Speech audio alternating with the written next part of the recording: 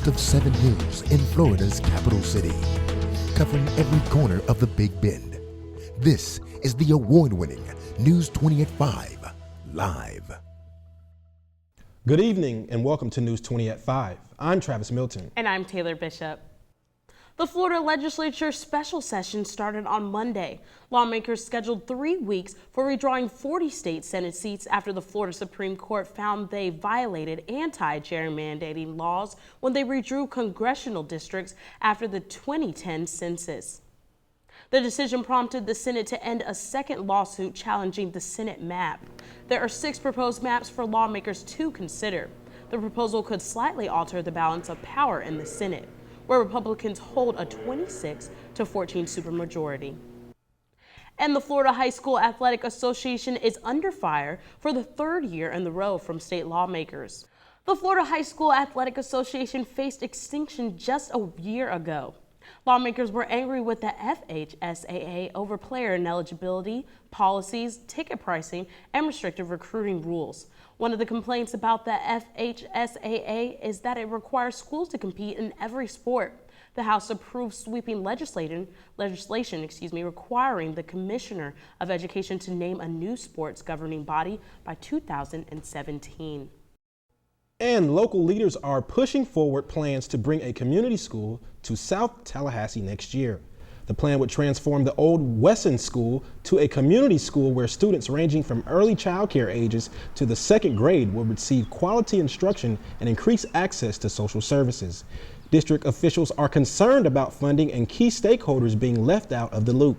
The proposed community school would be one of many changes in the South City in the next few years. And with hopes of decreasing the high rate of infant mortality, Representative Gwen Graham has introduced the Quality Care for Moms and Babies Act. Multimedia journalist Keitron Hill has more. 2014 resulted in an increase of infant mortality, according to the Florida Department of Health. These infants range from the ages of 1 to 12 months. The executive director for Capital Area Healthy Start Coalition, Christy Goldwire, shared the statistics of these deaths. Well, there's an average of 100 babies that die in our 5-county region. Now, for 2014, for Leon County, there were 22 infant deaths. Representative Gwen Graham has pitched a bill entitled Quality Care for Moms and Babies Act. The bill was presented in hopes of adding to the Pediatric Quality Measures program that focuses on maternity care quality and healthy results for mothers and infants. Pediatrician Louis St. Petrie shared his professional thoughts on Graham's bill. Congresswoman Graham's bill looks at a specific population of moms, whom the majority of whom are poor and going to be in the category that would be eligible for Medicaid.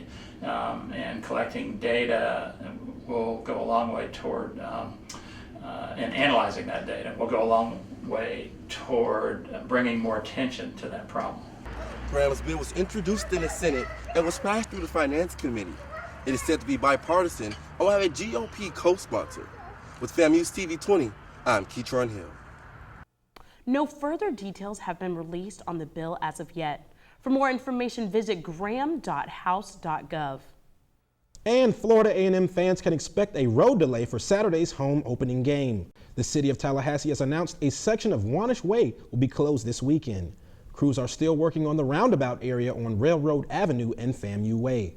This is one of the main routes to Bragg Memorial Stadium. School officials are calling it an untimely closure, and FAMU officials are now working with Tallahassee Police and FAMU Public Safety to come up with a safe and new driving pattern. And a Leon County man has filed a class action lawsuit for more than $5 million against Publix Supermarket. The man claims the supermarket chain made robocalls to customers' cell phones without their consent. The lawsuit said that Publix's pharmacy made robocalls to customers to tell them their prescriptions were ready. But many of the people had never used Publix prescription services and did not have a prescription to be picked up. The lawsuit said Publix violated the Telephone Consumer Protection, which restricts telephone solicitations. And coming up, we have more information on a campus shooting that left 1 dead and 2 others injured. Stay tuned. You're watching News 20 at 5.